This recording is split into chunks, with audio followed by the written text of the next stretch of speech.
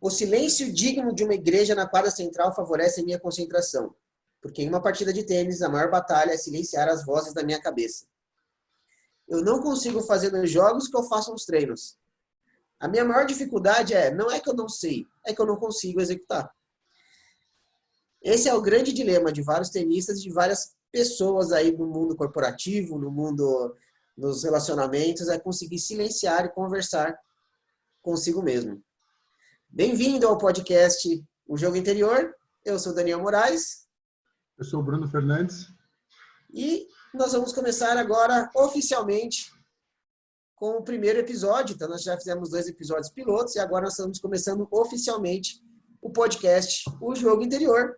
E o primeiro episódio não poderia ser diferente. Nós vamos falar sobre o clássico livro O Jogo Interior do Tênis, do Timothy Galway, que traz esse conceito, o conceito do jogo interior. E aí isso traz o porquê do nome do podcast, né?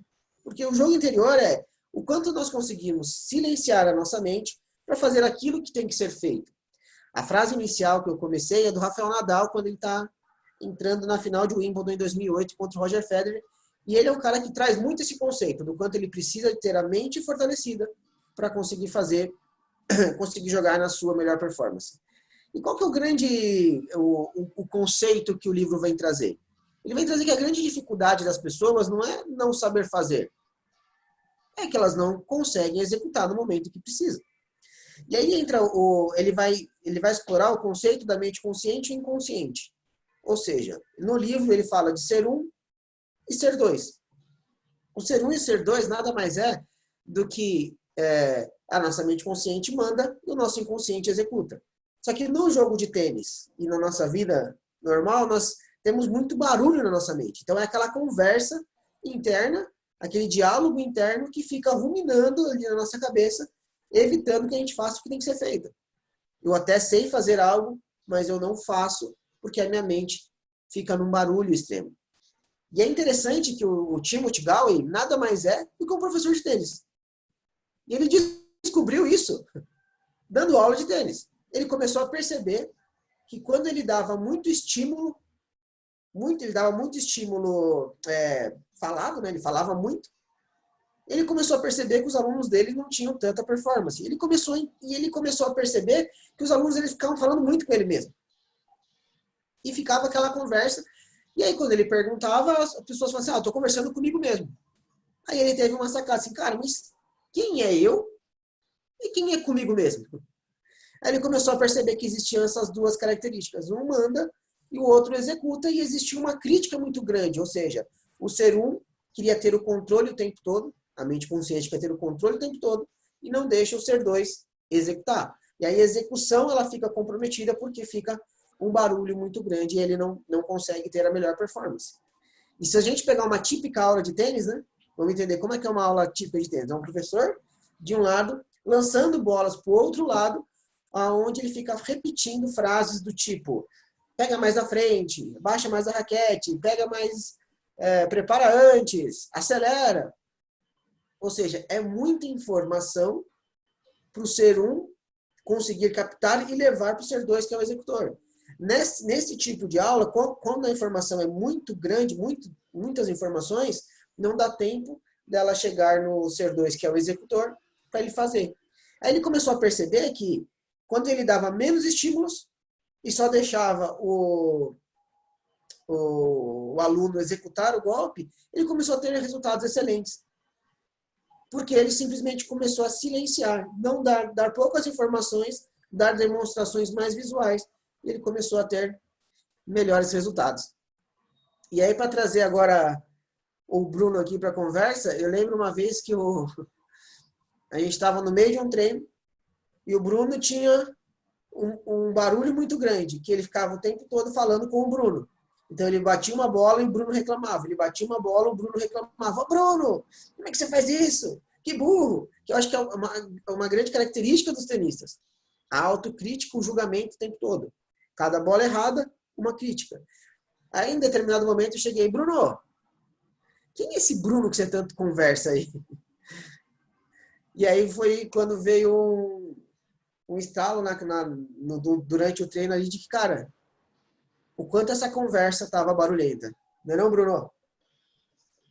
Puta, Dani, esse acho que é uma das aulas clássicas nossa, né? E como ter consciência desse Bruno mudou muito o meu jogo, né?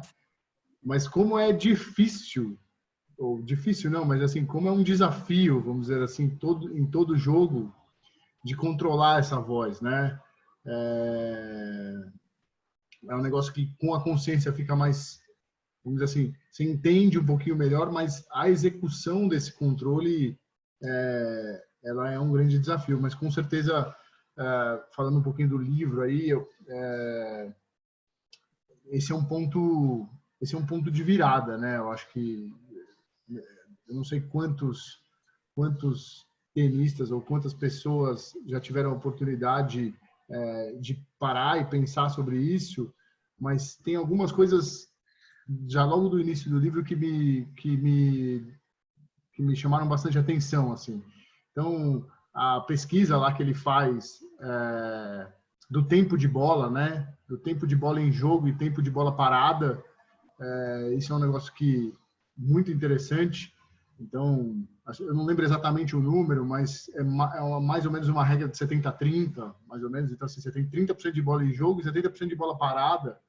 E aí ele mostra, através disso, o quanto o jogo mental é importante, né? O quanto você está muito mais com você do que contra o adversário. Imagina uma partida de 2 horas onde 70% do tempo a bola ou está na sua mão quicando, ou está já fora de alcance, ou tem a virada de quadra, e tudo que acontece, né, nesse meio do caminho, todas as possibilidades. Não sei se foi no último podcast nosso, a gente falou sobre as viradas de quadra, né, e quanto isso mexe no jogo. E esse entendimento muito claro das interferências, né? Então, é muito comum, né, mesmo no profissional, as jogadas de raquete na quadra, as reclamações, o Bruno aparecer. E eu sou um caso clássico, assim, eu consigo muito falar do meu resultado pós esse entendimento.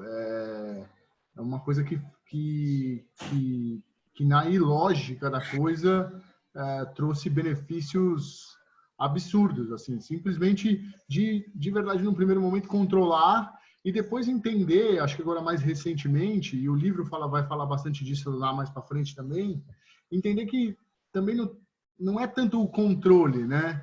É simplesmente o fato de você julgar menos e observar mais, né? E estar mais atento ao que está acontecendo ali na quadra. E não necessariamente se aquilo foi bom ou foi ruim, porque tem um outro exercício que você faz que sempre faz muito sentido para mim, me ajuda muito nesse trabalho de não julgamento, que é assim, a bola que você bateu era a bola que você queria bater? Então tá tudo bem, ela pode ter ido dentro, pode ter ficado na rede, pode ter ido fora, mas se era o que você queria fazer, né, aquilo tá indo para onde você quer ir. Não é porque você jogou a bola você entrou numa direita que estava curta, acelerou a direita na paralela, sei lá. Era o que você queria fazer, era o ponto que você tinha que jogar. Ela saiu. Isso é ruim? É o comentarista de Mas será que é arbitragem, isso que vale? É o comentarista de arbitragem. É o cara que ele vê o resultado, revê aquilo, mas eu vi que foi errado. Assim, quando você toma a decisão e faz aquilo, era o melhor que você tinha com as informações que você tinha. E aí você tomou uma decisão. A bola foi fora. Aí depois você percebe que a decisão foi errada. Mas esse Bruno que já bateu, ou essa pessoa que já bateu, essa pessoa do futuro, ela tem mais informações do que a pessoa do passado quando tomou a decisão. Porque ela já viu que foi fora. Agora é injusto. É injusto, porque agora eu sei que ela foi fora, eu sei que a decisão tinha sido errada. Mas antes não, antes eu tomei a decisão com o melhor que eu tinha. E aqui que entra o ponto, né? Porque a mente consciente manda e o inconsciente executa. Se o inconsciente executou errado, se o inconsciente, que é o executor, o ser 2, que ele coloca no livro, não executou como eu queria, é porque falta informação para ele. Aqui entra o conceito de feedback e julgamento.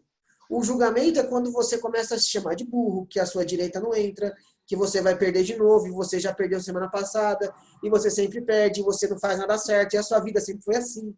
É o julgamento que vai virando uma bola de neve para trás. O julgamento, ele me pega no presente e me joga para trás. Qual que é o que é o feedback aqui que a gente vai explorar e que ele fala muito no livro? Cara, o que você quer que o seu inconsciente execute agora?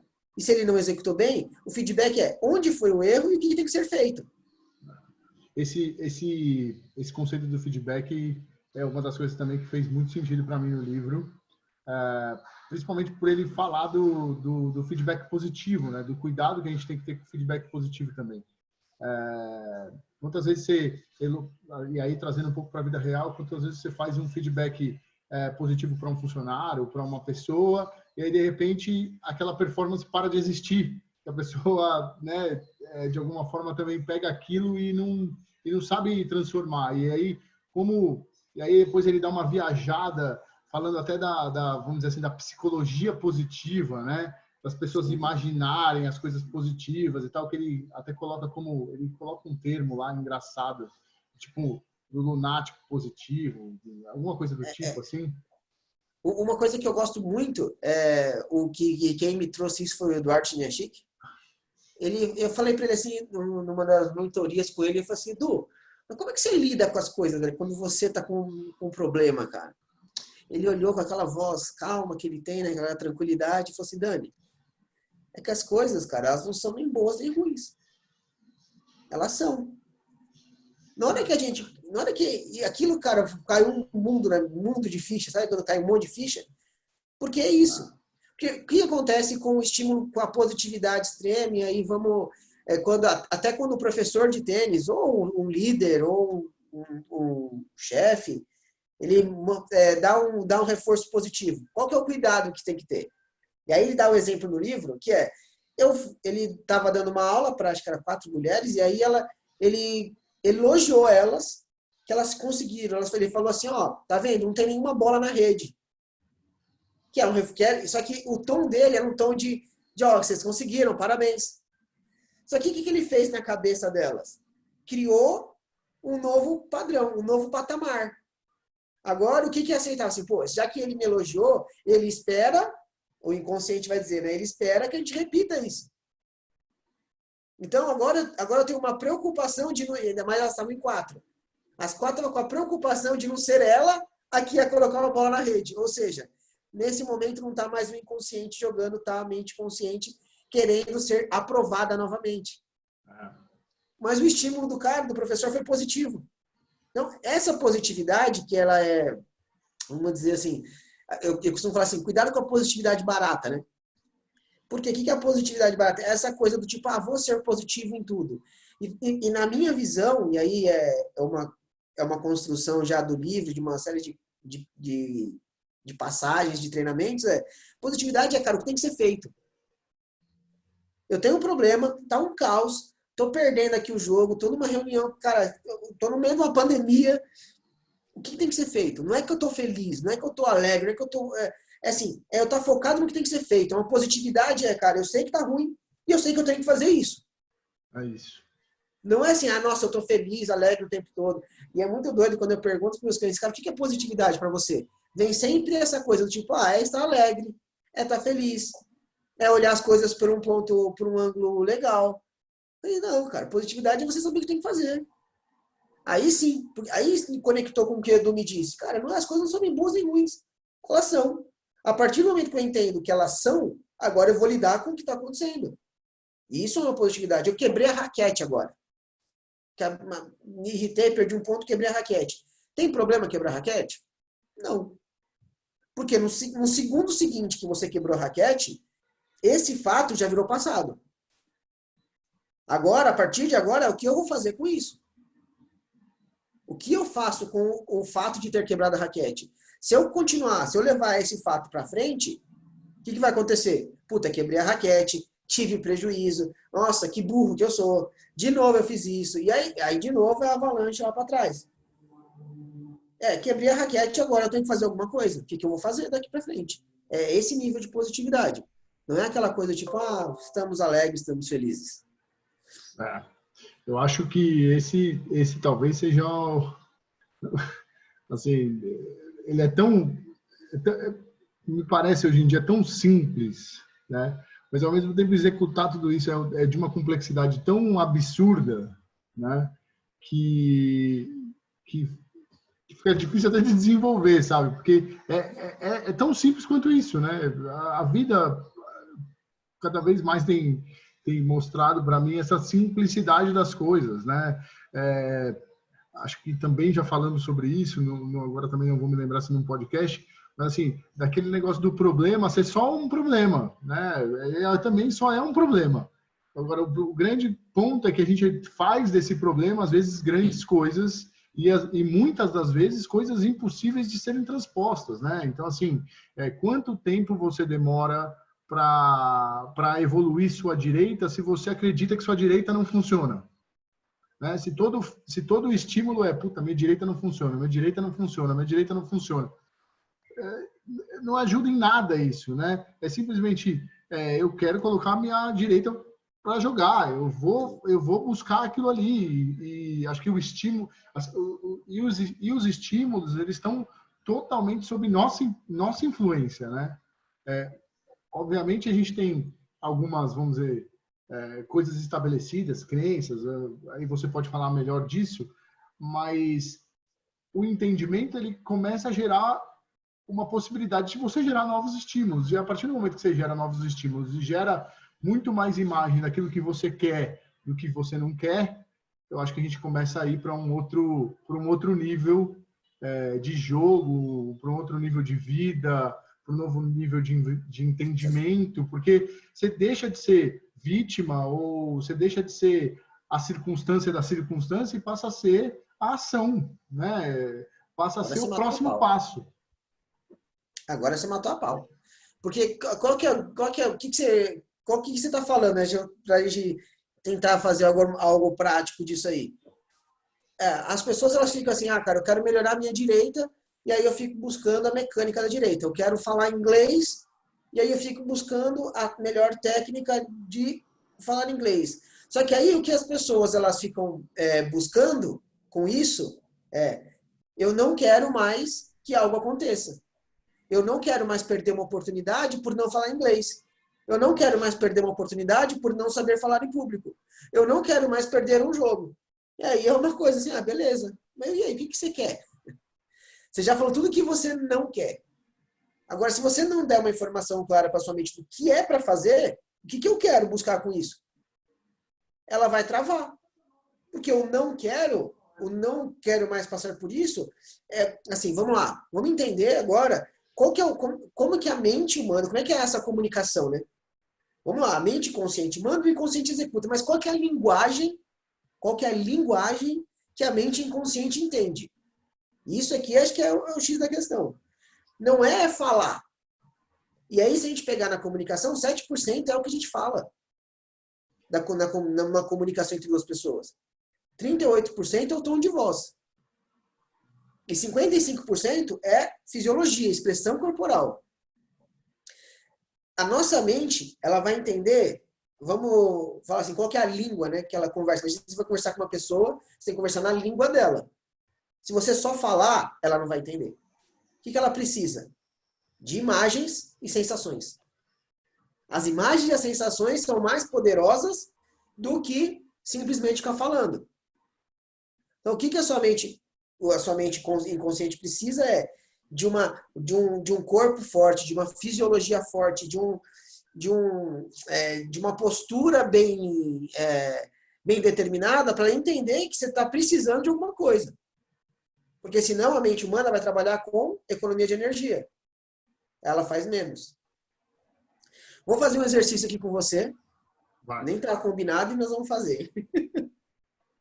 Vamos imaginar o seguinte agora. Você, Bruno, é a mente consciente. Ser 1. Eu, Daniel, sou ser 2. Sou a mente inconsciente. Beleza? Beleza. Então, dentro desse formato, você manda e eu executo. Fechou? Fechou. Vamos lá. 0,40. O que eu faço? 0,40, a gente é a mesma pessoa, né? A gente é uma Entendi. pessoa. Nós somos um só. Mas você manda e eu executo. Nós estamos no 0,40. Vamos sacar. O que eu 0,40, faço? 0,40 eu não alivio. Você vai, vamos para a bola. Vamos para a bola. Mas o quê? Você lembra? Você tem que me mandar fazer alguma coisa. Saque forte na direita. Saque forte na direita. E aí? E aí, para dentro da quadra. Para dentro da quadra, primeira bola. Primeira bola. Fechado. Então, assim, agora, o que nós estamos trabalhando aqui? Uma comunicação eficaz. Certo. Comunicação, você manda, eu executo. Só que o que é importante agora? Que o Bruno, que é o cara que manda, ele vai mandar de forma clara. Então, saca na direita do adversário, entra na quadra da primeira bola firme. Isso. Você mandou eu fazer. Você tem? Qual que é a sua função agora? Deixar eu executar. Você tem que deixar eu executar. Porque senão vai acontecer o quê? Se você quiser, se o ser um, que é o que acontece, tá, gente? É o que acontece em geral. O ser um quer ter o controle. Aí ele fala assim, ó, mas cuidado que tá 0,40. Eu sou o executor, eu tinha só que executar. Só que você falou cuidado, 0,40. Quando você fala cuidado para uma pessoa, você está confiando que ela vai fazer? Não. Não, você está falando assim, ó, toma cuidado. E aí eu sou seu, lembra, a minha função básica é de proteção. Eu tenho que te proteger. Se você está com medo do futuro, eu tenho que te mandar uma emoção no presente de cuidado, de medo, de segurança. Não é um movimento solto. Aí você, para ajudar, fala assim, ó, e lembra que você acabou de fazer uma dupla falta. Caramba, agora eu tenho que voltar para o passado para proteger ele dessa angústia da dupla falta. E como é que se protege de uma dupla falta? Tirando o braço. Só que a informação primária foi, vai firme na direita. Percebe a bagunça que deu agora? A quantidade de estímulo é bizarra, né? É muita coisa. E assim, no tempo de você estar batendo 4 bolinhas no chão, 5 bolinhas no chão. Isso tudo, hein? Vamos entender que assim a gente for seguir a regra, são 20 segundos. Isso nós estamos falando de tênis, mas vai acontecer para qualquer outra área, em qualquer outro movimento. É. Aqui, então, vamos lá. Agora, na sequência, o que acontece? Aí você, a cereja do bolo, você vira para mim e fala assim, ó, Daniel, e lembra de flexionar mais a perna e pegar a bola mais alta. Você está pegando muito baixa a bola, que é uma informação técnica. Agora, eu que sou o executor, eu tenho que executar o saque firme em uma primeira bola firme, ou eu tenho que pensar no futuro, no 0,40, se a gente perder, o que vai acontecer? Eu tenho que ir para o passado para entender o que aconteceu no passado, para não repetir o passado, ou eu tenho que pensar na técnica? Cara, é muita coisa agora que a mente consciente mandou, só que não deixou o inconsciente executar. E aí isso vai acontecer, cara, para tudo. Então, vamos lá. E qual que é a informação importante, então, que nesse momento tem que ser feito? Você mandou? Deixa eu executar. Qual que é a sua função agora? Observar. Aí vai caber um episódio a gente falar só disso, tá? O ritual. Por quê? O ritual vai me trazer o quê? A imagem. Então, assim, a estratégia vai me dar a imagem que eu quero e o ritual vai me trazer a sensação. Ou seja, nesse momento, a minha mente inconsciente, ela entende o quê? Qual que é a linguagem que ela entende? A imagem e a sensação. Se eu der a imagem do que eu quero e trazer uma sensação de força, uma sensação de coragem, de momento presente, agora ela está entendendo. Agora, se eu interpreto, e aqui que é o X, hein? Se eu interpreto que 0,40 é perigoso, a interpretação gera uma emoção. E é sempre. Por isso que eu gostei muito quando o Edu disse só não é nem bom nem ruim. Porque a minha interpretação gera uma emoção. A emoção gera o comportamento e o comportamento gera o resultado. As pessoas, no geral, querem mudar sensação e comportamento. Eu não quero mais ter medo e eu quero ter um comportamento forte. Eu não quero mais travar. Só que a gente não consegue mudar isso. Se a minha interpretação continuar sendo, cara, ferrou, 0,40, eu vou perder de novo, eu preciso de uma emoção ruim. Uma emoção de medo. Porque isso me protege. Agora, vamos lá. Qual outra interpretação eu posso dar nesse momento? 0,40. É bom ou ruim? Ah, Daniel, é muito bonito. Mas 0,40, ninguém quer estar vivendo. Certo? Ninguém quer lutar no 0,40. Beleza, é uma interpretação possível. Qual outra interpretação eu posso dar aqui? Você me disse uma, eu falei assim, mano, saca firme e primeira bola firme do outro lado. E, cara, e agora sim, o melhor ponto da minha vida. É um outro tipo de interpretação. As duas eu tô certo. É ruim e eu posso pensar desse jeito. Passa a ser escolha. Porque não é nem bom nem ruim. Só é. O 0,40 é estático. O ponto não foi jogado ainda. É estático. Mas Daniel, é ruim. Tá, se você achar que é ruim, você pensou no futuro, você vai travar. É escolha sua. Você pode transferir isso por uma reunião, por uma negociação. Puta, mas se eu falar tal preço pro cara, o cara vai achar caro. É a sua interpretação. Porque até então ninguém falou nada. Se você acha que o cara vai achar, você está imaginando o futuro. Agora você trava, você não fala o que você deveria ter falado. Porque é um sistema natural de proteção. Porque a mente não sabe se é tênis, se é uma negociação, se é um pedido de namoro. Isso é muito. No relacionamento acontece isso. Quem nunca chegou no bar, olhou a mulher mais bonita do bar e falou assim: ah, não. Ela não vai querer falar comigo. Aí você imaginou o futuro, um futuro ruim, com ela falando não pra você, medo, trava, e você não vai falar com ela. Só que é só uma suposição, uma interpretação que você dá. Então percebe que dos 4 aqui, interpretação, emoção, comportamento e resultado, a variável que eu consigo mexer é a interpretação. Na emoção e no comportamento eu não mexo. Não tem como. Então, eu quero melhorar algo. O que eu preciso fazer? Eu preciso melhorar a minha comunicação interna, minha fisiologia, tá sempre com uma fisiologia forte, e com uma imagem daquilo que eu quero, e não do que eu não quero.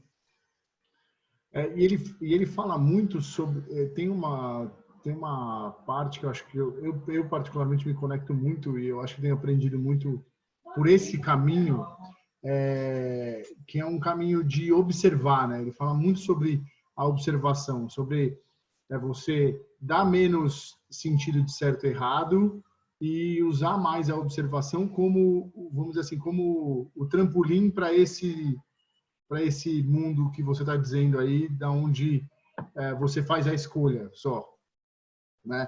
Porque é um processo, né, Dani? Parar de julgar, vamos dizer assim, parar de querer definir certo e errado.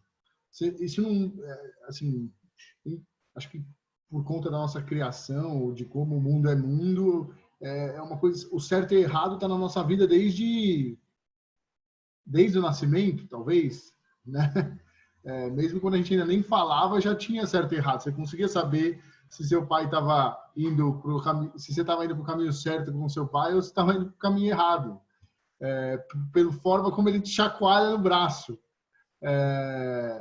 Então, eu acho que eu particularmente, pelo menos, vivi um processo muito longo desse entendimento. Acho que ainda vivo. Não estou fora dele ainda não. Por muitas vezes me pego tentando definir se uma coisa é certa ou se uma coisa é errada. E esse conceito que ele traz no livro eu achei bastante interessante de primeiro observar, gerar muita observação, né? Para você ir treinando o não julgamento, simplesmente da observação. Eu não sei se você lembra do exemplo exatamente, mas ele dá o exemplo lá da mulher nua andando na rua. Sim. E das 3 mentes funcionando. Não sei se você lembra exatamente disso, mas eu acho que ali tem muito disso, de tipo, cara, ela estava sonâmbula e saiu andando na rua. O cara, Só que se você deixar no mente julga. se você deixar a mente 1 julgar, ela vai fazer rápido e ela acha que o mundo está virando de ponta cabeça. A mente 2 já fica pensando o que ela poderia fazer em relação àquilo, quando na verdade, se você só observar o fato, você vê que ela está andando sonâmbula na rua e precisa de ajuda. Você precisa orientar ou acordar, etc. e tal. E esse ponto da observação é um ponto que, para mim, pelo menos, foi chave nesse processo de entendimento desse conceito do certo e errado, né? De que as coisas só são. Porque muitas das vezes, quando você vai nesse trabalho de observação, você começa a se pegar em situações antigas que você fez essas avaliações. Normalmente a gente volta para a avaliação errada, e aí você começa a ver que aquilo não estava tão errado. Só aconteceu e gerou uma série de novas possibilidades. Mas não estava errado exatamente, né? Ele aconteceu com aquilo que você tinha de informação, aquilo que você falou muito bem, né? Era o que você sabia fazer naquele momento, o que você tinha de informação e o que você sabia fazer naquele momento, gerou uma série de coisas, mas que hoje, de repente, depois de um tempo, você já nem vê mais que foi tão errado e, de repente, você vê que aquilo te transformou em outra coisa lá na frente. Então, esse processo de observar começa a te dar mais elemento para ver que, muitas vezes, uma situação que você definiu como certa, às vezes, não chega no final que você imaginou que iria chegar, e muitas vezes uma situação que você imaginou que seria errada faz coisas mirabolantes na sua vida e daqui a pouco você está fazendo coisas muito diferentes, às vezes nem a mesma coisa, e às vezes nem no tênis, outras coisas. E aí, só para tirar um gancho também, uma coisa muito interessante nesse pro nosso processo de definição do nome, do podcast e tal, foi entender que todo esse mundo do coaching vem do tênis, né? Que o Tim acaba sendo um dos pais do coaching aí, de toda essa, de tudo isso, desse mundo novo que surgiu, e como de uma coisa você pode gerar várias outras coisas, que é um pouco o que a gente está tentando mostrar aqui, né? Que os ensinamentos do tênis realmente valem para a vida, já foi assim no passado, e a gente está querendo retomar um pouco essa discussão, né? Não, isso é fundamental esse entendimento, né? Que esse coaching que o Timothy traz, que o coaching que nasceu, né? Que é a palavra treinador, que é treinar, que foi deturpada aí agora na modernidade agora, ela existe há muito tempo. Porque esse livro é antigo. Esse cara descobriu isso há muito tempo. Que quanto mais você silencia a mente e deixa o seu inconsciente agir, mais fácil você vai conseguir fazer as coisas. Quando você traz esse exemplo aí da mulher nua que tem no livro, é exatamente o que eu estava falando aqui do 040. É quando você tira o julgamento, sobra o quê? Sobra agora o que tem que ser feito. E é exatamente essa construção que a gente tem que buscar. Como é que eu consigo fazer isso? Como é que eu consigo silenciar a minha mente para que eu consiga ter um resultado mais efetivo daquilo que eu estou buscando? E aí o Timothy ele traz, o livro chama O Jogo Interior do Tênis, mas durante todo o processo do livro ele vem falando assim, o quanto isso é aplicado para aprender inglês, o quanto isso é aplicado para gestores, o quanto é aplicado para líderes, para as pessoas. E aí depois o coaching evoluiu no sentido de trabalhar com pessoas, a evolução das pessoas. E aí agora que o que a gente está trazendo aqui nesse podcast é trazer o jogo interior de novo usando o tênis como uma ferramenta de desenvolvimento. Porque é exatamente isso. Você consegue, no tênis, identificar quanto você consegue controlar a sua mente para fazer aquilo que tem que ser feito. Só que quando fala silenciar a mente, aqui a gente entra num ponto chave, porque a gente não consegue silenciar a mente. E aí quem está ouvindo pode tentar fazer esse exercício agora. Tenta não pensar em nada. Só o fato de não tentar pensar em nada, você já está pensando em alguma coisa. Qual que é o treino aqui? E aí agora a gente vai aprofundar um pouco, porque eu gosto muito do livro, mas eu ainda acho que ele ainda tem coisas que evoluíram e que não traz no livro, que é o como fazer, né? Beleza, eu entendi que existe a mente consciente, a mente inconsciente, entendi que não tem que ter o julgamento, mas agora, como é que faz isso, né? Eu acho que é a pergunta chave. E o controle da mente agora passa pelo a não briga, a não retroalimentação de pensamentos. É tipo, o pensamento veio, ele vai vir, é natural, porque nós somos seres humanos e o pensamento protetor vai vir muitas vezes. O 040, cara, é ruim, toma cuidado, é natural. Tem uma mulher nua andando na rua. Cara, é natural o nosso pensamento vir, nossa, que doida.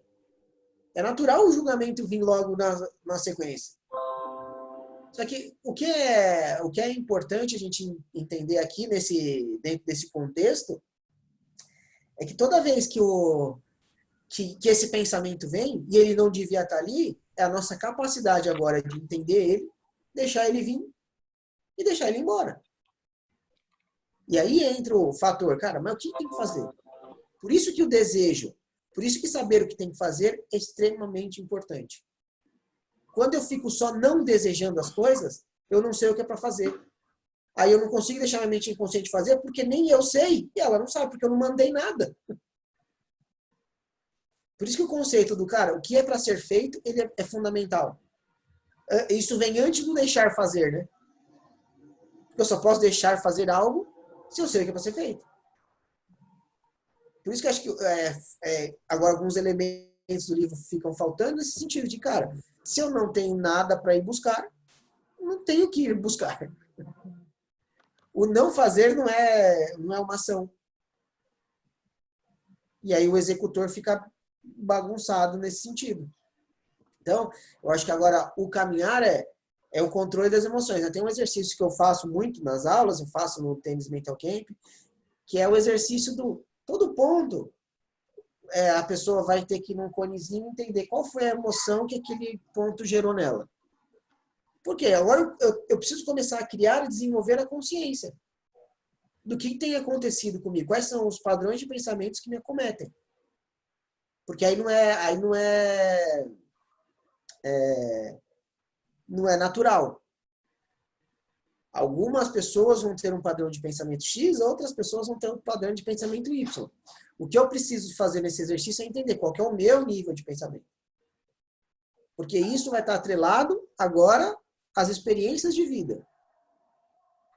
O quanto que eu vivi até hoje, as experiências que eu tenho na minha vida, vão gerar os níveis de pensamento que eu tenho hoje. E agora eu preciso parar e entender como eu funciono. Qual é o nível de pensamento que eu tenho? Porque o Bruno tem uma característica explosiva, de reclamar com o Bruno, de gritar, de falar. Eu, Daniel, tenho uma outra característica. Eu fico remoendo por dentro, mas eu não externalizo. Por quê? Porque a minha história é diferente da história do Bruno, que é diferente da história que você está ouvindo, é diferente. E cada um vai ter a sua trajetória, a sua história.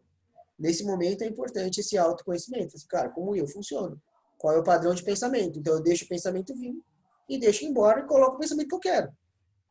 Mas esse caminhar, ele é fundamental. Agora eu entender como eu funciono.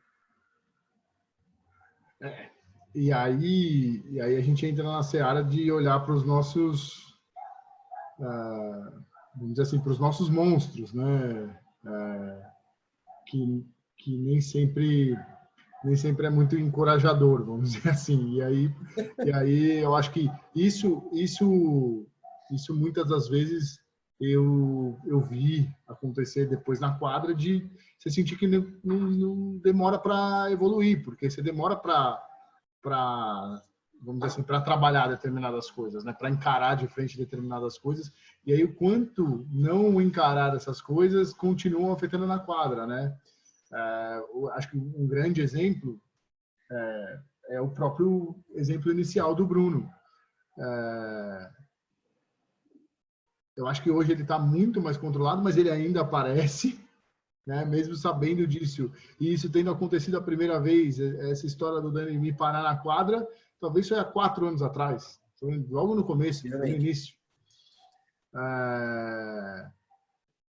E assim, logo depois dessa aula, não mudou nada. Por um bom tempo não mudou nada. Ele continuava me atrapalhando igual, e toda vez o Dani dando só fazendo a lembrança. Cara, fala pro chato ficar quieto, tira o chato da quadra, deixa o chato lá fora e tal.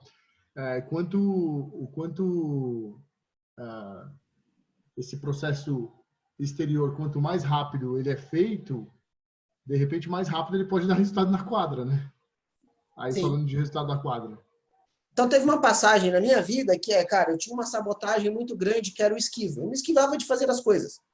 Então era uma voz mental que queria me proteger. Não vai lá, não arranja essa confusão não, porque isso vai te colocar numa situação ruim e tal. E por muitos anos na minha juventude, no meu início, ali no final que eu estava buscando ser atleta, isso me atrapalhava demais. Quando eu começo a entender esse jogo interior, eu começo a combater alguém. Porque até então era só eu mesmo, né? Então eu sabia que existia um jogo interno e um jogo externo. Eu comecei a entender que existiam 2 jogos. Tinha um jogo que era o resultado, que era o que aquilo ia acontecer, eram as pessoas falando sobre aquilo, e tinha um jogo dentro de mim acontecendo. E o jogo que eu perdia era o jogo de dentro, não era o jogo de fora. Era o jogo do tipo, cara, não vai lá e não fala com a pessoa. Eu não perdia a conversa com a pessoa, ou da menina não querer falar comigo, ou não conseguir fazer o que eu queria fazer no jogo, porque eu nem jogava esse jogo. Eu perdi o jogo aqui dentro. Então, era um jogo interno que eu perdia. E quando eu começo a entender que existia esse sabotador, eu começo a dizer, não, peraí, o que eu quero fazer é diferente do que eu estou fazendo. Tem um jogo antes aqui acontecendo, que é o jogo do falar inglês. Eu não vou falar inglês porque, cara, eu não sei, e a vergonha que eu vou passar. Aí eu não falo. Então, eu não perco o jogo de falar inglês. Eu perco o jogo antes. Eu não entrei em campo. E aí que o livro e o jogo interior faz todo sentido, não só para o tênis, mas faz sentido para tudo. Porque agora cara, o quanto eu consigo vencer esse jogo interno? O quanto eu consigo me entender? E aí, o que vai entrar e aí avançando no sistema as minhas experiências, quem eu sou. E aí vai entrar a análise corporal, vai entrar agora, entender como a mente funciona, os traumas que nós vivemos, e aí é assunto para outros podcasts, da gente entender exatamente como eu funciono. Qual é esse jogo interno? Qual que é o melhor para mim? Como eu aproveito as minhas potencialidades para fazer o que tem que fazer? Para ganhar ou perder o jogo de verdade. E não ficar perder antes.